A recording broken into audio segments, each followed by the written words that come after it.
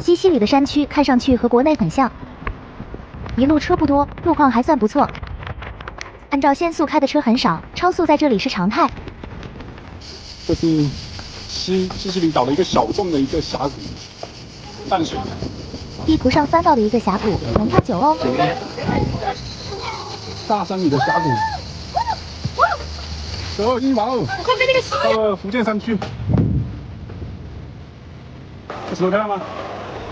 峡谷上面有很多果树和徒步线路，天气太热，我们选择直接溯溪。到了小溪边，温度立马下降10度，溪水更是冰冷刺骨，估摸只有10来度。是。哇，刺激！怎么着？我这辈子再也不想进水了。哎呦！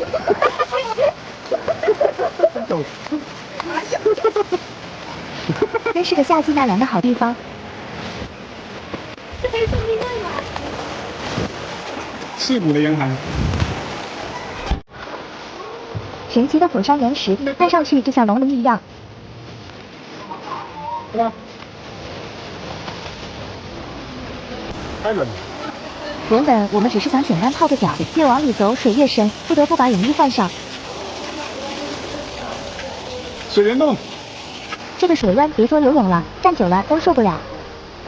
我们就这样一直往里走，越往里游客越少，水也越急。他牵着他把他拉过来。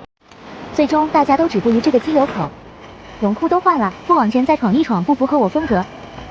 有点危险啊！好，继续前进。走过。走，踩好，慢慢走。我已经稳过来了。再过来我站不住。这个激流硬上是上不去的，只有从边上攀爬过去。大把我辛苦了，太难了。你看，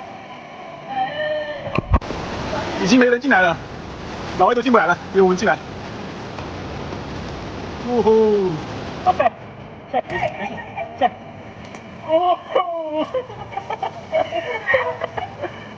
直接走过去了。再往前只能靠游泳过去了。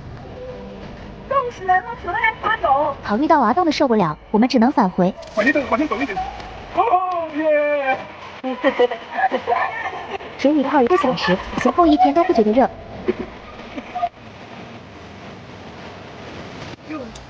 好不点了，这三角形不足够。是吗？他发出吗？他发出吗？结束峡谷之旅，赶紧回营地弄点吃的。